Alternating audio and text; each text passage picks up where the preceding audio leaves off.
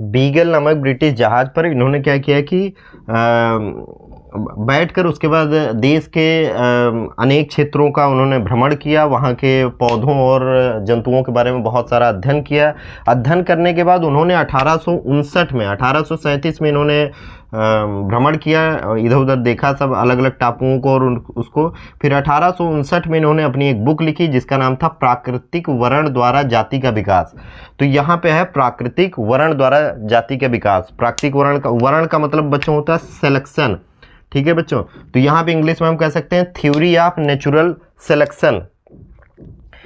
इनका जो मुख्यतः वो था, ये विभिन्नताओं और समानताओं के आधार पे जो भी आगे वंशागत लक्षण देखने को मिलते हैं इस आधार पे थे। तो इनका जो मेन यहाँ पे था, तो इन्होंने कहा कि प्रकृति के जो अनुकूल है, ठीक है, प्राकृतिक चयनवाद का इन्होंने नियम दिया कि जो प्राकृतिक के अनुकूल रहेगा वही यहाँ पर पृथ्वी पर जिंदा रहेगा, जो नहीं रहेगा, प्रतिकूल में रहेगा, वो नष्ट हो जाएगा, उसका पूरा समूल ही नष्ट हो जाएगा।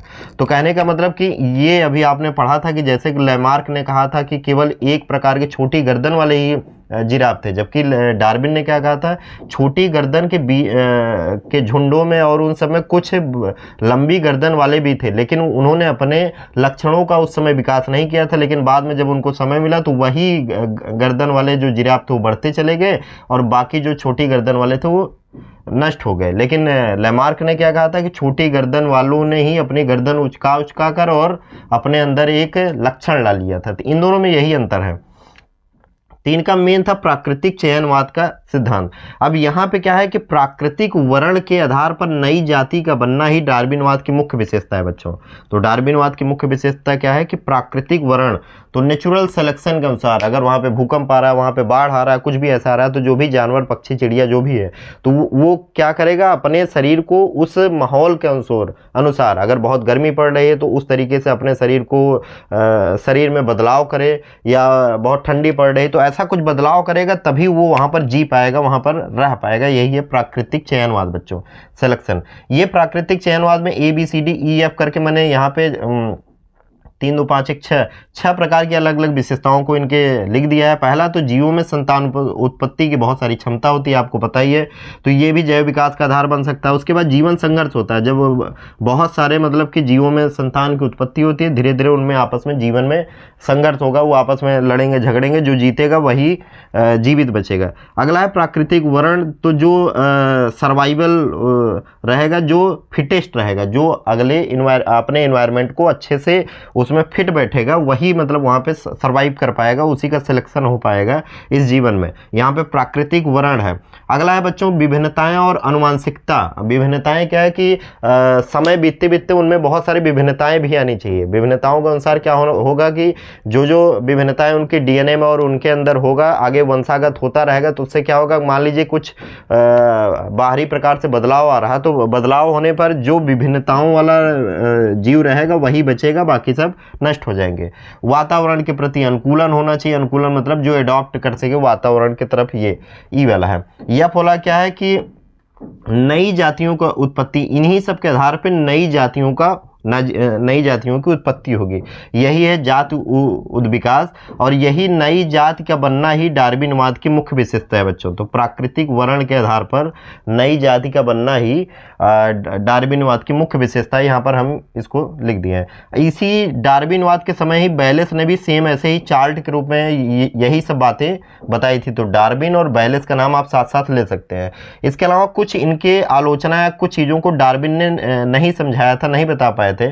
जैसे डार्विन ने अवशेषी अंग के बारे में कुछ उतना स्पष्ट नहीं बताया था। दैहिक व जनन कोशिका में विभिन्नता के बारे में उतना अच्छे से स्पष्ट नहीं किया था। आयरलैंड के 12 सिंघे के बारे में उन्होंने कोई वर्णन नहीं किया था। आयरलैंड के 12 सिंघे क्या थे कि उनके सींग बहुत बड़े बड़े थे, 12 सिंघ है। तो उससे क्या होता था, वो झाड़ी उड़ियों में दौड़ते थे, कई बार शिकारी या उसके द्वारा मारे जाते थे। तो मारे जाने से क्या होगा कि जैसे जैसे वो मारे जा रहे हैं, तो नियम के अनुसार क्या होना चाहिए, इन 12 सिंघों की जो सींग है वो धीरे धीरे छोटी होनी चाहिए, जिससे कि वो जीवित रह सकें। लेकिन ऐसा कुछ नहीं हुआ, वो लगातार समय के साथ और भी 12 सिंघों की सींग बढ़ती चली गई। तो यहाँ पे आयरलैंड के 12 सिंघों का उदाहरण दिया गया है कि ये सब आलोचना ग्रुप में भी ले सकते हैं इनके डार्विन के। अब आगे इसके हैं नव डार्विनवाद या उत्परिवर्तनवाद। तो उत्परिवर्तनवाद या नव डार्विनवाद, ये तीसरा टॉपिक है बच्चों हमारा। यहाँ पे हम इसको देख पा रहे हैं नव डार्विनवाद के रूप में बच्चों आपका ह्यूगो डी ब्रीज का नाम आता है। ये बच्चों ये लिखा है ह्यूगो डी ब्रीज। तो इनका 1901 में इन्होंने म्यूटेशन से संबंधित एक सिद्धांत दिया था, उत्परिवर्तनवाद से संबंधित सिद्धांत दिया था कि जो बाकी लोग कह रहे थे डार्विन और इन सब लोग की, मतलब कि कोई भी चीज़ जो भी विभिन्नता आती है, जो भी होती है वंशागत, वो धीरे धीरे होती है। लेकिन म्यूटेशन का ह्यूगो डी ब्रीज ने सबसे पहले वर्णन इस तरीके से किया कि कुछ जीवों में ये अचानक हो सकता है, किसी जात या पौधों में अचानक जब विभिन्नता आ जाती है। उन्होंने कुछ पौधों का अध्ययन किया था, तो अचानक जब विभिन्नता आ जाती है तो उसी को इन्होंने उत्परिवर्तनवाद या म्यूटेशन कहा था। इन्होंने कहा था जो भी नई जाति बनती है वो इसी उत्परिवर्तनवाद के कारण ही बनती है। नई जाति इनका जो भी विकास होता है ये अचानक इसी उत्परिवर्तनवाद के द्वारा ही होता है।